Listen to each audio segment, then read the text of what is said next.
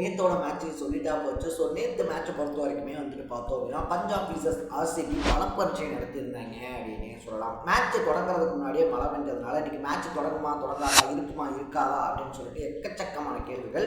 இதை தொடர்ந்து பார்த்தோம் அப்படின்னா 14 ஓவர் மேட்ச்சு அப்படின்னு சொல்லிட்டு மேட்சை ஸ்டார்ட் பண்ணியிருந்தாங்க. ஸோ டாஸ் வின் பண்ண பஞ்சாப் பார்த்தோம் அப்படின்னா பவுலிங் அட்டாக்கில் ஆர்சிபியை சதற விட்டுருந்தாங்க அப்படின்னே சொல்லலாம். ஒரு கட்டத்தில் 42 ரன்னுக்கு 7 விக்கெட் அப்படின்றதெல்லாம் ஆர்சிபி சைடு போயிருந்துச்சு.